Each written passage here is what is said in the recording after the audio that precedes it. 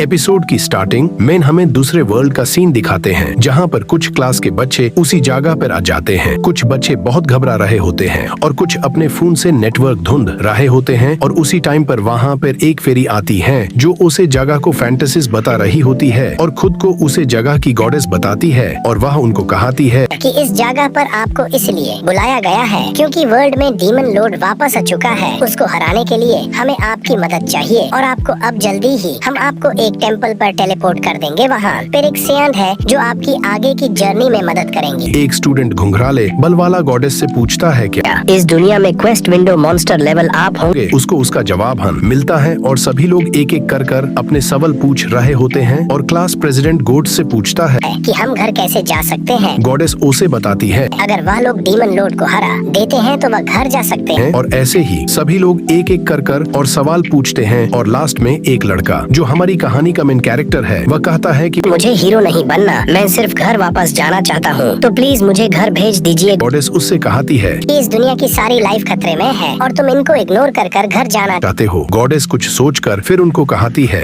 अगर किसी और को भी जाना है फिर वह जा सकता है। और MC उसे पोर्टेल के सामने अकेला खड़ा होता है। गॉडेस उससे अनवार्दी कहकर उसे पोर्टेल में जाने को कहती है। MC उसे पोर्टल में जाता है और वह एक जंगल में टेलीपोर्ट हो जाता है। MC को लगता है कि वह घर आ चुका है और वह स्कूल के पास किसी जंगल में है। MC को पीछे से कुछ आवाज सुनाई देती है। वह पीछे देखता है, वहाँ पर कुछ मॉन्स्टर एक अल्फ लड़की को मार चुके होते हैं और वह MC को देखकर उसके पीछे पड़ जाते हैं और दूसरी तरफ सभी क्लासमेट को गॉडेस सेंट सिटी में टेलीपोर्ट कर देते हैं, जहाँ पर एक सेंट उनका वेलकम करती है और सोर्ड प्रिंस आल्सिस भी उनके सामने झुककर उनका वेलकम करता है और उताने में वहाँ पर प्रिंसेस आते हुए अपनी हिल्स की वजह से गिर जाती है। वह उनको बताती है कि वह आर्क मैजिक की प्रिंसेस है। ओहानो अपनी मैजिक विंडो देखता है, उस पे गॉथ के नोटिफिकेशन आ रहे होते हैं, जहाँ पर सभी के विंडोज पर नोटिफिकेशन आ रहे होते हैं और अलग अलग गॉड्स उनको पावर दे रहे होते हैं, पर सबका एक ही मोटिव होता है, डीमन लॉर्ड को हराना। गॉड उनको लुक के अराउंड उन सभी को उनकी पावर्स मिलेंगी। अगर लुक्स अच्छे हैं तो उनकी पावर अच्छे लेवल की होंगी, अगर लुक्स ठीक ठाक है तो फिर आगे बढ़ो। एक लड़का पूछता है अगर किसी को भी गॉडेस की पावर नहीं मिली तो फिर वह क्या करे? सेंट कहती है कि वह लोग बेकार चीजों की मदद नहीं करते और इस दुनिया में उन चीजों की जरूरत नहीं है। और ऐसे ही हमारे हीरोज का सफर स्टार्ट हो जाता है और हम एक दूसरी तरफ दिखाते हैं जहां पर MC अभी भी उन मॉन्स्टर से भाग रहा होता है। और मैं आपको बता दूं हमारे हीरो का नाम कंग है और भागते हुए उसे मैजिक विंडो दिखती है और उसे पर अपना स्टेटस देखकर हैरान होता है क्योंकि उसे पहले एक कर्ज मिल चुका है। हम इन कर्ज की डिटेल दिखाते हैं जहां पर वह अपने दुश्मनों की ऑटोमेटिक बातें समझ सकता है पर अपने दोस्तों की कोई बात नहीं समझ सकता। दूसरे पॉइंट में लिखा है कि वह जितनी भी मर्जी हंटिंग कर ले फिर उसका स्टेटस बिल्कुल सेम रहेगा। MC को पता लग जाता है कि यह सब चीजें गॉडेस के कारण हो रही है और MC अपनी कर्ज को समझते हुए उन मॉन्स्टर से बातें करने लगता है, पर मॉन्स्टर उसकी बात सुनने मेन इंटरेस्ट नहीं लेते, पीछा करना जारी रखते हैं और भागते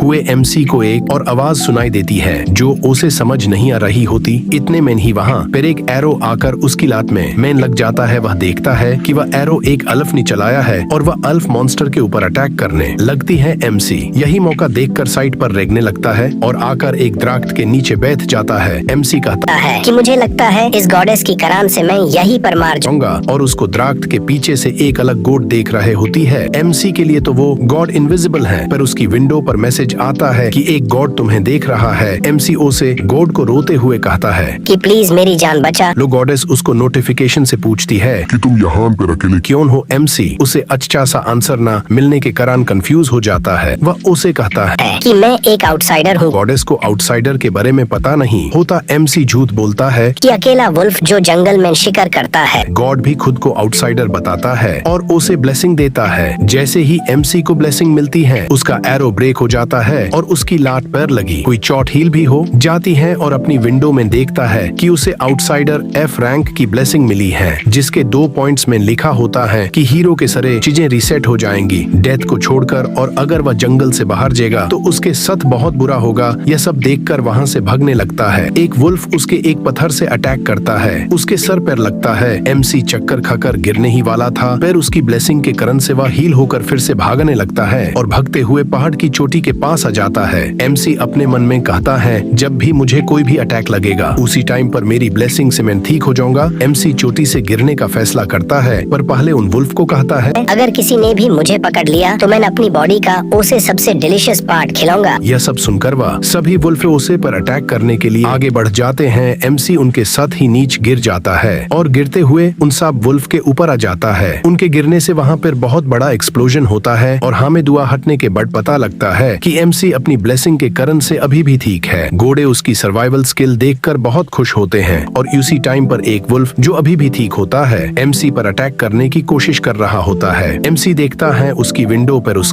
नाम ब्लू मून पिक्चर और उसका लेवल 3 आता है। इस कारण से वह इतनी ऊंचाई से भी बच जाता है। एमसी अपने मन में सोचता है कि इस दुनिया में भी गेमिंग जैसा लेवल अप है। अगर मुझे लेवल अप करना है तो मुझे इन्हें मॉन्स्टर को मारना होगा। और एक पत्थर उठाकर उसे वुल्फ का मर्डर कर देता है। और हमें दूसरी तरफ दिखाते हैं कि सेंट सभी स्टूडेंट को लेवल अप करने के बारे में बता रही होती है कि आप सबको मॉन्स्टर को मारकर लेवल अप करना है। और सभी लोग उसकी बातें नहीं सुन रहे होते और कुछ लड़कियां कहती है कि गॉड हमें हमेशा देखते रहते हैं, क्या वह हमें शावर लेते हुए भी देखेंगे। सेंट कहती है कि इसमें कोई भी वगर नहीं है क्योंकि गॉड और हमारा लेवल में बहुत अंतर है। एक लड़की इसको पॉजिटिव वे में लेती है तो गॉड उसे खुश होकर उसे एक चार्म की ब्लेसिंग देते हैं। और यह देखकर वह लड़की उसे कुछ बुरी चीजें करने की सोचाती है तो ये देखकर दूसरा घोड़े उसे कर देता है। सेंट बताती है कि ब्लेसिंग और कर्स उसे हीरो की मौत के साथ रहते हैं। जैसे हीरो का लेवल अप होगा वैसे कर्स का भी लेवल अप होगा। और इन्हें चीजों को सुन के हैरान होते हैं। और दूसरी तरफ एमसी ने ओसे वुल्फ को मरकर उससे उसका डगार ले लिया था। एमसी देखता है कि उसका लेवल अप नहीं हुआ। आगे जाते हुए एमसी को और भी वेयर वुल्फ मिलते हैं। उनको देखकर एमसी डरता नहीं है और इस चीज को एक मौके की तरह यूज करता है। एमसी एक पत्थर को रस्सी पर लापित कर घुमाने लगता है जिससे उन वुल्फ को भी पता लग जाता है। एमसी बिना डरे हुए उसके ऊपर अटैक कर ही जा रहा होता है और उनको डिफीट कर देता है। एमसी उनमें से एक वुल्फ से पूछता है कि ह्यूमन विलेज कहाँ पर है और तुम्हारी स्पीशीज कौन सी है। वह वुल्फ एमसी को ह्यूमन विलेज का रास्ता बता देता है और अपनी स्पीशीज नाम बताता है। और दूसरी तरफ टेम्पल में प्रिंस सबको बताता है कि तुम्हारी ट्रेनिंग कल से स्टार्ट होगी। और कोहानू कहता है क्या कोई ऐस करान है कि हम ट्रेनिंग शिप कर सकते हैं। प्रिंस यह सुनकर उनको कहता है वह तुम्हारी मर्जी है, तुम्हें करना है। कि नहीं। कोहालू को एक इनमेच्योर घोड़े देख रहा होता है और ओसे नोटिफिकेशन आता है। ओसे एक और अलग चीज ब्लेसिंग मिली है। इस ब्लेसिंग को सिर्फ वह देख सकता है और कोई नहीं। और अगाले दिन कोहानू टेम्पल से बाहर आकर ओसे शहर के गिल्ड में चला जाता है। वहाँ जाकर अपना रजिस्टर करने वाला ही था एक लड़की आकर कोहानू कहती है यह चीज बहुत डेंजरस है, तुम यहाँ से घर चले जाओ। तो उसकी बात सुनकर उसे लगता है कि वह कोई मॉन्स्टर हंटर प्रिंसेस है। यह सोचकर अपने क्लैन में उसे शामिल होने को कहता है। इनमेच्योर गॉड यह देखकर हंसते हंसते पागल हो रहा था। और दूसरी तरफ एमसी और भी वेयरवुल्फ को हरा देता है। और एमसी को पता लगता है ह्यूमन विलेज वेस्ट में है तो वहाँ से जाते हुए उसे कुछ आवाजें सुनाई देती हैं जो उसे समझ नहीं आ रही होती। वह देखता है कि के सामने 3 और लोग होते हैं और उनमें से एक लड़की एमसी के ऊपर अटैक कर देती है। एमसी अपने हाथ ऊपर कर सरेंडर कर देता है और वह देखकर वह लोग भी उसके ऊपर अटैक नहीं करते। एमसी उनके साथ जाने लगता है और जाते हुए उसे लगता है कि उसे बहुत फ्रेंडली लोग मिले हैं। गॉड यह देखकर बहुत गुस्सा होता है कि एमसी आउटसाइडर की तरह बिहेव नहीं कर रहा। एमसी उनके साथ जा रहा था और घोड़े नोटिफिकेशन में गुस्सा होते हुए उसे कह रहा था। एमसी उसकी बातों पर ध्यान नहीं देता और उनके साथ जाने लगता है। पर एमसी को उनकी एक भी बात समझ नहीं आ रही थी। जाते हुए उनको और भी नाल दिखते हैं। एमसी उन पर अटैक कर रही वाला था। उसे पहले वह दोनों लड़के अटैक कर देते हैं। एक नाल जैसे ही उसे लड़की के ऊपर अटैक करने वाला था उसी टाइम पर एमसी ने उसे लड़की को बचा लिया था। और जैसे ही उन सब ने नाल को हरा देते हैं पर वह खुश नहीं थे। उनको पता लगता है कि एमसी उसे लड़की से ज्यादा ताकतवर है। और हमें पता लगता है कि उनका असली में प्लान था कि एमसी को स्लेव की तरह सील करना। पर अब एमसी को मरकार उसे उसकी चीजें लेने का प्लान करते हैं और एमसी को मरकार बेहोश कर देते हैं। और जैसे ही वह लड़का एमसी को मरने वाला था एमसी के सामने उसकी विंडो अपीयर होती है। और यह विंडो इसलिए अपीयर हुई है कि एमसी अभी भी जिंदा है। और एमसी उठते हुए उसे लड़के के गाले पर अपना लिटिल सोर्ड मरता है और उसका मर्डर कर देता है। ऐसे ही वह उसे ओल्ड मैन कभी मर्डर कर देता है। और जैसे ही वह लड़की को मरने वाला था वह लड़की अपनी जान बचाने की भीख मांगती है। एमसी उसे तार्स किए बगैर ही उसे मार देता है। एमसी अपने मन में कहता है मैंने उसे लड़की का स्टेटस विंडो देख था, उसका लेवल 6 था और उसको भी गॉड्स की ब्लेसिंग मिली थी। पर वह कोई हीरो नहीं थी। और वह उनके सारे पैसे लेकर वहाँ से जाने लगता है। और हामेन टेम्पल में दिखाते हैं कि प्रिंसेस मैजिक के बारे में बता रही होती है जिसमें मैजिक कैसे यूज कर सकते हैं और सिर्फ ब्लेसिंग और ब्लड के कारण से हम मैजिक यूज कर सकते हैं। और ऐसे ही बकवास कर रही होती है। भाई मुझे यह स्किप करना चाहिए, मुझे अच्छा नहीं लगता कोई ज्यादा एक्सप्लेन करना। और हमें अपना एमसी दिखाते हैं जो ह्यूमन विलेज पहुंच चुका है। वह वह गार्ड्स को रिश्वत देता है और विलेज लीडर को भी रिश्वत देता है और अपने कमरे में जकर नहा रहा होता है और नहाते हुए अपने ब्लड को साफ कर रहा था और गॉड उसे बताता है कि यह एक हिस्ट्री है। और एमसी जैसे ही अपनी जगह पर सोने जाता है वही उसे बाहर से कुछ आवाजें सुनाई देती हैं जो उसे समझ आ रही थी। एमसी अपना वेपन हाइड कर लेता है और उसे दरवाजे से विलेज चीफ अंदर आता है। वह विलेज चीफ एमसी को कहता है वह सिर्फ देखने आया है कि उसके विलेज में कौन न्यू मेंबर आया है और कहता है तुम अपनी स्टेटस विंडो हाइड रख दिया करो और कहता है कि इस विलेज में कुछ अल्फ मिले हैं जिनसे इस विलेज के लोगों को बहुत ज्यादा नफरत है क्योंकि अल्फ के होने के कारण से वह नॉन्स इंसानों पर भी अटैक करने लगे थे और कुछ सर्वाइवल ले मिलकर यह विलेज बनाया है नन्स को मरने के लिए। और उसी टाइम पर गॉड बहुत गुस्सा होने लगते हैं और कहता है एक और सवाल, आज उसके खाने में पैरालिसिस ड्रग मिलाई गई थी, उसे कुछ हुआ क्यों नहीं? एमसी या सुनकर उसे पर अटैक कर देता है। विलेज चीफ अपनी पावर से एमसी को फ्रिज कर देता है और उसका डगार लेते हुए हंस रहा था। और नेक्स्ट सीन में हमें एमसी कल कोथरी में दिखाते हैं और उसके सामने चीफ एएफएल को तंगे हुआ था को एमसी को कहता है कि उसकी स्टेटस विंडो देखने को। एमसी देखता है कि उसका नाम क्लिनिकल है और उसे फिर इस ब्लेसिंग मिली है और हेल्प कर्स मिला है जिससे उसकी लाइफ का टाइम कम हो गया है। अगर उसे अपना लाइफ का टाइम बढ़ाना है तो उसे किसी का सैक्रिफाइस करना होगा। जैसे ही वह अफल मरने वाला था और हमें पता लगता है कि चीफ एक ब्लैक मैजिशियन है, एमसी उसे बुलाता है। चीफ को लगता है कि एमसी उससे अपनी जान की भीख मांगेगा पर एमसी उसे कहता है कि मैं तुम्हें अप्रिशिएट करता हूँ, तुम्हारे इस कम से मुझे लगता है तुम्हें इस कम को करने में बहुत मेहनत लगी होगी। चीफ को बहुत अच्छा लगता है कि किसी ने उसके कम को पहली बार अच्छा कहा है। चीफ एमसी को छोड़कर अल्फ के पास उनको सैक्रिफाइस करने के लिए चला जाता है। जब वह एक अल्फ को सैक्रिफाइस करने वाला था वह बताता है जब हमें सैक्रिफाइस करना होता है तो हमें पर्सन की मंजूरी होनी चाहिए। वह उसे अल्फ को कहता है अगर तुम यह सैक्रिफाइस करने में हेल्प करोगे तो मैं तुम्हारी गर्लफ्रेंड को छोड़ दूंगा। जब वह सैक्रिफाइस हो जाता है तो एमसी देखता है कि चीफ अभी भी वैसा का वैसा ही है। वह तो बताता है कि वह कोई ह्यूमन नहीं है, वह हाफ ह्यूमन और हाफ नाल है। जब उसे कर्स लगा था तो वह बीमार रहने लगा था। उसी टाइम पर उसे एक रैंडम मैजिशियन मिली थी जिसने उसे इस कर्स को कम करने का जल्दी बताया था। उसके कारण से मैं हाफ ह्यूमन हाफ नाल बन गया। एमसी को कहता है कि मैं तुम्हारी बॉडी का अच्छा इस्तेमाल करूंगा। और दूसरी सिम में एमसी एक सर्कल में खड़ा होता है और एमसी उसे अपनी लास्ट विश बताता है कि उसे मिशा से मिलना चाहता हूँ है। चीफ से मना कर देता है। एमसी कहता है अगर मैंने यह रिचुअल सरवाइव कर लिया तो तुम मुझे जाने दोगे। चीफ कहता है हाँ। और जब रिक्वेस्ट स्टार्ट होता है तब एमसी के ऊपर बहुत ज्यादा थर्ट होने लगता है। एमसी किसी भी तरीके से उसे सरवाइव कर उसे सर्कल से बाहर आ जाता है और आकर उसे चीफ पर एक पंच मारता है। हैरान हुए उसे कहता है मैं अपना वादा निभाऊंगा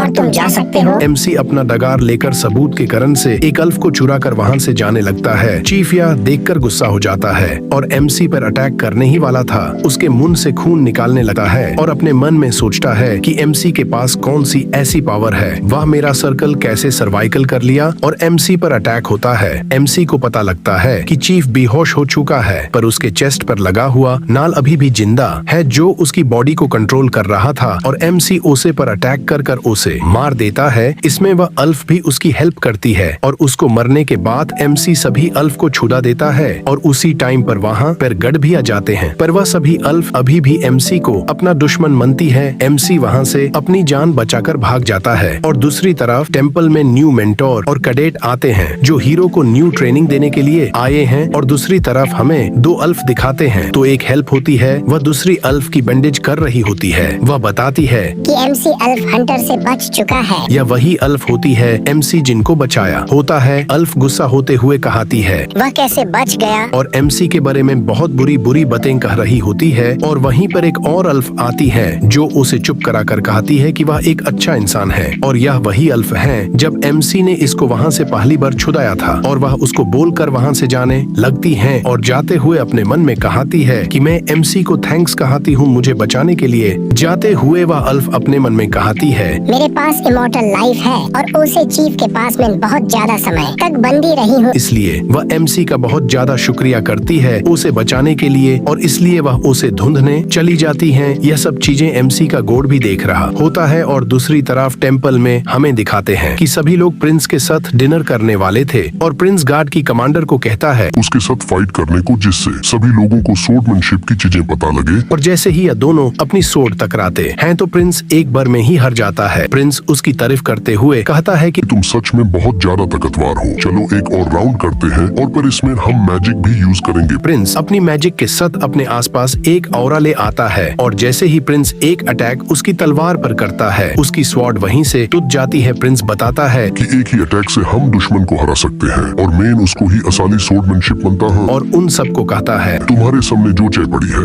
उसे तुम पी लो। और जैसे ही वह सब पीते हैं उनको वह चाय बिल्कुल अच्छी नहीं लगती। प्रिंस उनको बताता है अगर आपको स्वॉर्डमैनशिप सिखानी है तो आपको गॉड की ब्लेसिंग की जरूरत है और आपको ब्लेसिंग चाय पीकर ही मिलेगी। जहाँ पर किसी को भी चाय नहीं अच्छी लग रही थी वहीं पर जॉय कप पर कप खत्म करी जा रहा होता है और प्रिंस उनको बताता है आपको एक दिन मैन ही तलवार चलानी नहीं आएगी, आपको पहले प्रैक्टिस भी करनी होगी। जॉय को एक नोटिफिकेशन आता है जिसमें गॉड्स को एक ब्लेसिंग देते हैं कि वह जैसे जैसे लड़ेगा उसकी पावर और भी बढ़ेगी, पर वह कभी भी हरा या उसकी लड़ने की मोटिवेशन चली गए तो उसका सिस्टम विंडो रीसेट हो जाएगा। जो यह देखकर बहुत खुश होता है और दूसरी तरफ हमें MC को एक पेड़ के ऊपर दिखाते हैं जिसके सामने बहुत सारे नाल होते हैं। वह नाल MC को देख लेते हैं और MC ये चांस से समझ कर उन पर अटैक कर देता है। सभी को हराकर अपना लेवल चेक करता है पर उसका लेवल बिल्कुल नहीं बड़ा होता, उसका सिर्फ एक ही स्टैक सिर्फ थोड़ा सा बड़ा था। MC देकर अपने गॉड से पूछता है कि वह लेवल अप क्यों नहीं कर पा रहा। उसका गॉड उसे बताता है सिर्फ तुम्हें यही स्किल को अप करना है। MC ने एक नल को छोड़ दिया था, इसका रीजन सुनकर तुम हैरान हो जाओगे। MC वो टेक्निक सीखना चाहता था जो सिर्फ नाल से यूज कर सकते हैं। MC इसका कारण बताता है कि उसका लेवल नहीं बढ़ रहा जिससे उसे गॉडेस से रिवेंज लेने में बहुत मुश्किल हो जाएगा, तो वह उसकी पावर सीखकर गॉडेस को हराने में थोड़ी मुझे हेल्प मिलेगी। नाल MC को कहता है कि जब भी वह कुछ खाता है तो उसकी पावर अपने आप इंक्रीज होती है। MC को बिल्कुल कुछ भी समझ नहीं आता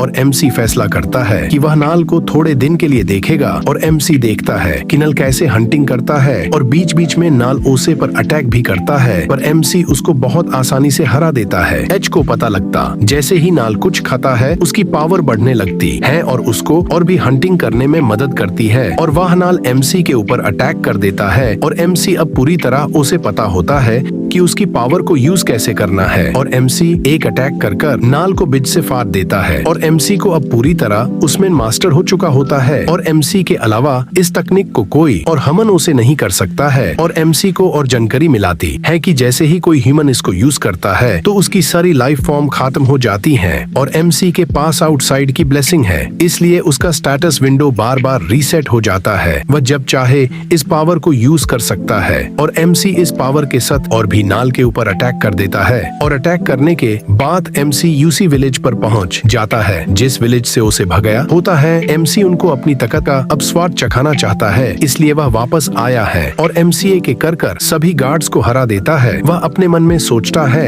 अब उसे ह्यूमन और अल्फ के मर्डर करने में कोई अंतर नहीं लगता और MC अपने मन में सोचता है कि उसे अभी तक कोई अल्फियों नहीं दिखा। और हमें दिखाते हैं कुछ लोगों का चेहरा ढक कर उनको लेकर जा रहे होते हैं और हमें पता लगता है कि यह सभी लोग अल्फ हैं और वह लोग उनको क्रिम्सन के कमरे में ले आते हैं और वह सभी लोग क्रिम्सन के दोस्त होते हैं। वह क्रिम्सन की डेथ का बदला लेना चाहते हैं और वह लोग एक एक कर अल्फ को मरने लगते हैं। सभी अल्फ मरी जाती हैं। सिपाही एक अल्फ के जिसका नाम सिलेबस होता है वह रॉयल्टी होती है। वह लोग कहते हैं कि वह उसकी जान को छोड़ देंगे, पर पहले हमें तुम्हारे सिवियर का पता बताओ कि वह कहाँ पर है। सिलेबस कहती है कि मुझे मार भी दोगे, मैं तो भी नहीं बताऊंगी। और एक हंटर अल्फ को मरने ही वाला था। अल्फ अपनी आंखें बंद कर लेती हैं और उसी टाइम पर अल्फ के मुंह के ऊपर खून के शाइटे पड़ते हैं। देखती है कि उसे हंटर का सिर्फ काट दिया गया है और वह किसी और ने नहीं MC ने कता होता है। MC ने दोबारा उसे बचा लिया था। MCA के कर सभी को मार रहा था। MC को तो उसको उनकी बातों की समझ नहीं आ रही थी कि पर MC को इतना पता था कि वह लोग उसे अपनी जान की भीख मांग रहे थे।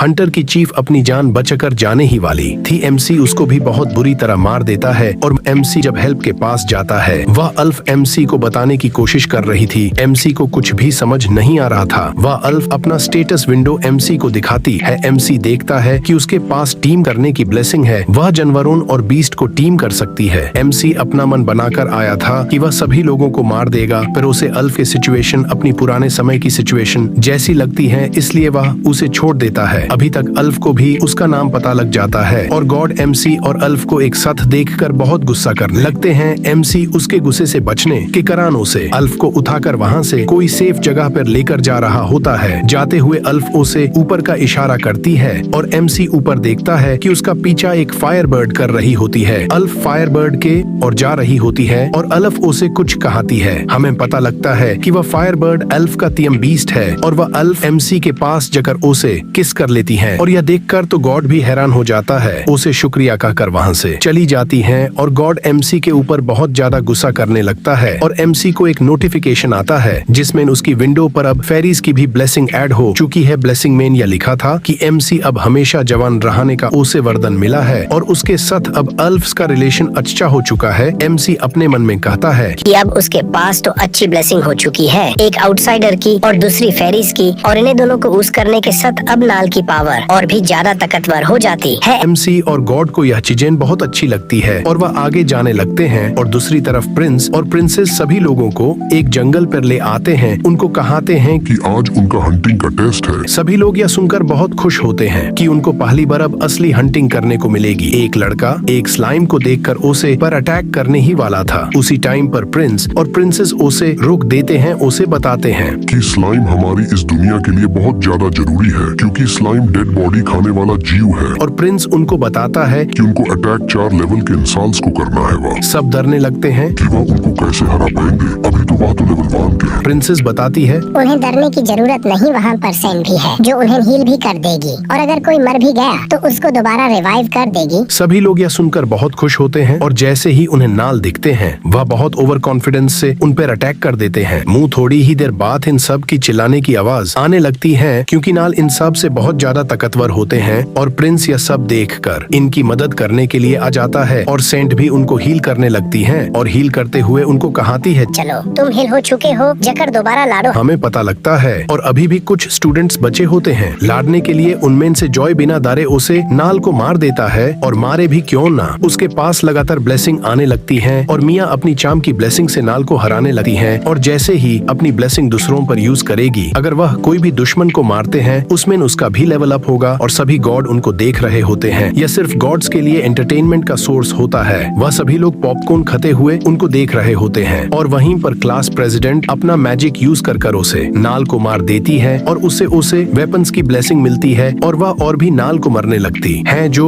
और मिया यूज देखकर अपना कॉम्पिटिटर मंच के होते हैं और जहाँ पर सभी हीरोज के लिए नाल को भी मारना बहुत बड़ी बात होती है, वहीं पर एमसी लगातार सभी नाल को अकेला मार रहा होता है। उनको मरने के बाद एमसी अपना स्टेटस विंडो देखता है। यूज पता लगता है कि उसके स्टेटस विंडो में एक और कर्ज ऐड हो चुका है और उसे कर्ज का नाम स्लोटर कर्ज होता है जिससे उसके दोस्तों से अपना दुश्मन मंगेंगे। यह देखकर एमसी बहुत दुखी हो जाता है पर थोड़ी देर बाद अपने आप को दिलासा देखकर वह अपने स्टेटस विंडो को देखता है और कहता है लगता है मेरा अब लेवल अप नहीं होगा, तो फिर ठीक है। और एमसी सभी नाल का खजाना लूटाने लगता है। वह अपने मन में कहता है अगर मैन लेवल से ताकतवर नहीं हो सकता तो मैन पैसों से होगा। और एमसी देखता है उसके पास और भी नल उनके पास आ रहे होते हैं। उनमें से एक हाई रैंक का भी नाल होता है। एमसी ये देकर बहुत खुश होता है और उन पर अटैक कर देता है। नाल्स भी अब एमसी से डरने लगते हैं। एक तो उसके पास उन जैसी पावर है और दूसरा वह स्लोतर करके करन से उसे दारने लगते हैं। और दूसरी जगह काफी ज्यादा स्टूडेंट हरमनका टेम्पल में लौट जाते हैं और सेंड उनको बताती है कि उन पे रुपए खर्च होने वाला पैसा अब उन पर खर्च होगा। और एक नाइट डरते हुए उनको बताता है एक लेवल 5 का नाम दिखा है। और सेंट इसको देखते हुए एक चांस से समझती है और प्रिंस और प्रिंसेस अपने साथ लेवल 5 के हीरोज को लेकर उसे नाल के ऊपर अटैक करने के लिए जा रहे होते हैं और उनको नाल दिख भी जाता है। पर प्रिंसेस के शोर के कारण से वह नाल उनको देख लेता है और प्रिंस एंड प्रिंसेस उन सबको अकेला छोड़कर उनको आगे बढ़ाने को कहते हैं। और जैसे ही जॉय अपना प्लान उनको समझाने लगता है उसी टाइम पर नाल उन पर अटैक कर देता है। प्रेसिडेंट भी ओसे पर अटैक करने की कोशिश कर रही थी और नाल ओसे पर एक ही अटैक करके इसे दूर फेंक देता है। मिया अपनी चाम की ब्लेसिंग यूज करती है और वह ब्लेसिंग जकर नाल पर ही यूज हो जाती है। नाल उसे वैसा तरीके की तरह देख रहा होता है और उसी टाइम पर प्रिंस आकर उसे नाल को मार देता है। और मिया जो अभी भी घबराई रही होती है वह नाल मार तो जाता है पर अपनी मौत को अपने सामने देख कर वह अभी भी चल रही होती है। पर नाल तो मर जाता है पर उसके साथ हमारे हीरोज बहुत ज्यादा इंजार भी हो चुके थे और उन सबको पता लगता है यह दुनिया इतनी भी अच्छी नहीं है। और दूसरी जगह एमसी सभी नाल को मरकार उनका खजाना लूट लेता है और लूटने के बाद सोचता है वैसे मैं इस गोल्ड को यूज कैसे करूँगा, मुझे तो कर्ज लगा है, हमन की लैंग्वेज नहीं समझ सकता सकता। एमसी सोचता है मुझे एक ट्रांसलेटर चाहिए जो मेरी हेल्प कर सके। उसी टाइम पर वहाँ पर एक आदमी आते हुए ह्यूमन लैंग्वेज में कहता है कि इन्हें सांप मॉन्स्टर को किसने मारा है। और एमसी उसका गाला पकड़कर बहुत खुश होता है। उसे आखिरकार ट्रांसलेटर मिल ही गया और वह आदमी उसे कहता है कि तुम क्या कर रहे हो। एमसी को लगता है कि वह नाल है, पर वह आदमी उसे बताता है कि वह कोई नाल नहीं एक डेमन है। एमसी को याद आता है गॉडेस ने उनको कहा था कि उनको डीमंस को मरने के लिए लेकर आए हैं। एमसी कहता है उसे नहीं लगा था कि डीमंस इतने ज्यादा कमजोर होंगे। डीमन कहता है कि मैं कमजोर नहीं, तुम ही कुछ ज्यादा ही ताकतवर हो। और उसे बताता है मेरे पास सबको स्कैन करने की पावर है, वह देख सकता है कि वह कितना ताकतवर है। और वह डीमन उसे कहता है कि मैं अपनी फैमिली से दूर यहाँ पर ट्रेनिंग करने को आया हूँ। मैं कमजोर हूँ और मैं ट्रेनिंग कर बहुत ताकतवर बनना चाहता हूँ कि मेरी शादी किसी लड़की के साथ हो सके। एमसी उसका मजाक उड़ाने लगता है। वह डेमन गुस्सा होते हुए कहता है कि अभी तक उसे कुछ हुआ क्यों नहीं। एमसी कहता है क्या? वह कहता है मैंने यहाँ पर बेहोश करने वाली ड्रग यहाँ पर फेंकी है। एमसी ड्रग सुनकर उसको चीफ की याद आने लगती है। वह गुस्सा करने लगता है। डीमन से पूछता है कि तुम क्या किसी चीफ को जानते हो। डेमन बताता है वह बहुत सारे चीफ को जानता है। वह किसकी बात कर रहा है। एमसी बताता है जिसने खुद को नाल के साथ कंबाइन किया है। डेमन बताता है कि एक बार उसे एक बूढ़ा आदमी मिला था जो बहुत कमजोर था पर इसके कर्ज के कारण से, और मैंने सिर्फ उसकी मदद की थी। एमसी सुनकर बहुत गुस्सा हो जाता है कि उसे चीफ की मदद इस डीमन ने की है जिसके मैजिक से वह मारते मारते बचा है। एमसी और भी गुस्सा करते हुए डीमन को मरने लगता है। मरने के बाद एमसी उसे डीमन को कहता है कि वह उसकी मदद करें। वह डीमन उसे माना करता है क्योंकि पास के विलेज में ही एक सेट रहती है जो डीमन को मार सकती है। वह इस कारण से उसकी हेल्प नहीं कर सकता, तो वह उसे पास के विलेज में ले जाने में हेल्प करेगा और उसे कोई और ट्रांसलेटर दिलेगा। एमसी मन जाता है और वह दोनों वहाँ से जाने लगते हैं। एमसी कुछ मॉन्स्टर को मारते हुए और एमसी और वह डीमन उसे जंगल से जा रहे होते हैं। डीमन ने अपने मैजिक से अपने होने हाइड कर लिए थे क्योंकि विलेज बिल्कुल पास था, और वहाँ से जाते हुए उनको बहुत सारी बग्गी दिखती है जिनके पीछे ओगर पड़े होते हैं, और उन बग्गी में से दो लड़कियां बाहर आती है जो उन ओगर के साथ लड़ाई लड़ने लगती है। एमसी को पता लगता है कि यह दोनों रॉयल्टी है। अगर उसे इस दुनिया में रहना है तो उसे कुछ रॉयल्टी की भी जरूरत पड़ेगी। तो एमसी अपना दिमाग लगाता है और चिल्लाकर और भी ओगर को कहता है कि यहाँ पर बहुत सारी सुंदर गर्ल्स है, और वह सभी ओगर यह सुनकर वहाँ पैरा जाते हैं और वह उन दोनों लड़कियों को घेर लेते हैं। एमसी यही तो चाहता था, और एमसी उनके बीच में जकार उन सभी को अपने तरीकों से मरने लगता है। एमसी नाल पावर के साथ बहुत ज्यादा ताकतवर होता है, और वह ओगर एमसी के पैरों में गिरे होते हैं, और वह सभी लोग एमसी से डरने लगते हैं कि उसके पास नाल पावर कैसे है। और डीमन उनके सामने आकर सब कुछ समझाता है कि मैंने एक मैजिशियन हूँ और एमसी एक बाहर का सोर्डमैन है जिसको कॉमन लैंग्वेज नहीं आती, और गॉडेस का कर्ज होने के कारण से एमसी कोई भी लैंग्वेज नहीं समझ सकता था, पर फेरीज की ब्लेसिंग होने के कारण से एमसी उनको अपना दोस्त बना सकता था। एमसी के पास उनमें से एक लड़की आती है जो उसे गलत समझने को माफी मांगती है, और इन्हें सबको एमसी के साथ देखकर गॉड गुस्सा करने लगता है। एमसी उसे अपना एक सीक्रेट बताता है तो वह शांत हो जाता है। तो रात में एमसी उसे बताता है कि अब वह इम्पोर्टेंट हो चुका है आउटसाइड की ब्लेसिंग के कारण से, और उसे पूछता है कि उसका स्टेटस विंडो बार बार रीसेट क्यों हो जाता है। और गॉड उसे कहता है तुम इसकी फिक्र मत करो, तुम बस हंटिंग पर ध्यान दो। और एमसी ने जिन दोनों को बचाया था उनमें से एक लड़की एमसी के पास आती है। एमसी घबरा जाता क्योंकि डीमंस होने जा चुका है, और अब एमसी को किसी की बात समझ नहीं आएगी। वह लड़की एमसी के पास आकर अपना ऑरा अपने ब्लेड पर ले आती है। एमसी को लगता है वह भी उसे ऐसा करने को कह रही है, तो वह अपनी उंगली में ही अपना रेड ऑरा ले आता है। एमसी का ऑरा देखकर वह लड़की हैरान हो जाती है। एमसी को लगता है कि वह चाहती है कि वह इससे भी बेहतर करें, तो वह अपनी डगार में भी ऑरा ले आता है। वह लड़की अजीब सी स्माइल देती है और वहाँ से चली जाती है। और नेक्स्ट दिन एमसी को डीमन बताता है कि वह दोनों लड़कियां हंटर्स है, और बताता है यह लोग इसीलिए यह प्रोफेशन चूज करते हैं क्योंकि इसमें हमें हंटर की ब्लेसिंग मिलाती है और लेवल अप करने में आसानी होती है। एमसी अपना स्टेटस विंडो देखता है। हीरो कर्स में लिखा होता है कि हंटिंग करने से उसका एक्सपीरियंस पॉइंट कम कर दिया। जेंगे पर मरसारी ब्लेसिंग के बारे में कुछ भी नहीं लिखा था। एमसी सुनकर बहुत खुश होता है और उसको लेवल अप करने का एक आसान तरीका मिल चुका है, तो अब एमसी मरसारे बढ़ेगा।